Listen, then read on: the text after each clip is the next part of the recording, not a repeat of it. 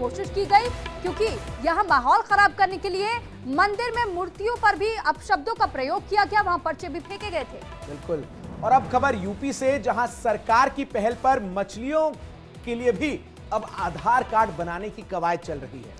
और इसकी जानकारी यूपी के मत्स्य मंत्रालय के मंत्री संजय निषाद ने दी है। उन्होंने बताया कि जैसे जैसे इंसानों की पहचान के लिए आधार कार्ड का इस्तेमाल होता है, वैसे ही मछलियों के लिए पहचान आधार कार्ड ही होगा। आगे आपको पूरी खबर भी हम ग्राफिक्स के जरिए अब समझाएंगे, लेकिन इससे पहले आप यूपी सरकार के मंत्री को सुनिए।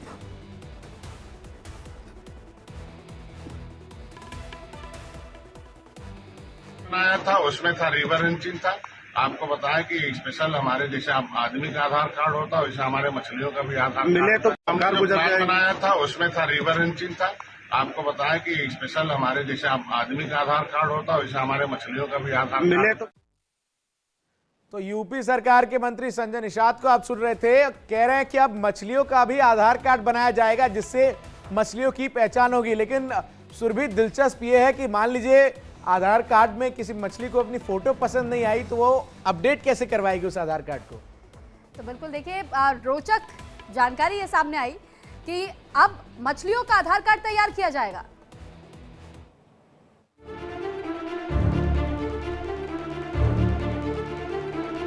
इंसानों की तरह मछलियों का आधार कार्ड।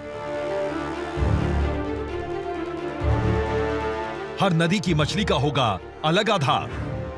सुनने में यह खबर आपको मजाक लग रही होगी। आप सोच रहे होंगे कि मछलियों का आधार कार्ड आखिर कैसे बन सकता है, लेकिन यह खबर 16 आने सच है। यूपी में मछलियों को उनका आधार नंबर मिलेगा। लखनऊ के मत्स्यिकीय अनुसंधान केंद्र में मछलियों के लिए आधार कार्ड बनाने की तैयारी की जा रही है। इससे यह जानकारी मिल पाएगी कि मछली किस नदी की है। यूपी के मत्स्य विभाग ने आधार नंबर वाली 1 लाख मछलियों के बच्चों को गंगा नदी में छोड़ने का प्लान बनाया है। हमने जो प्लान बनाया था, उसमें था रिवर इंचिंग था। आपको बताया कि स्पेशल हमारे जैसे आदमी का आधार कार्ड होता है, वैसे हमारे मछलियों का भी आधार मिले तो और देश में पहली बार यूपी में मछलियों के आधार नंबर की व्यवस्था की गई।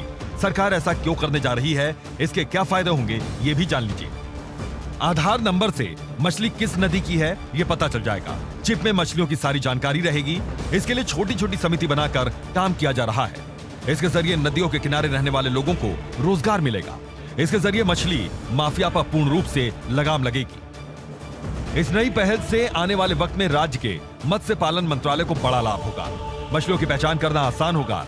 इससे राज्य में मछली पालन को भी बढ़ावा मिलेगा और नदियों में प्रदूषण भी कम होगा।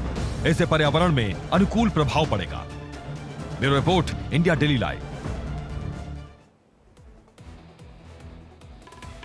तो वहीं विजय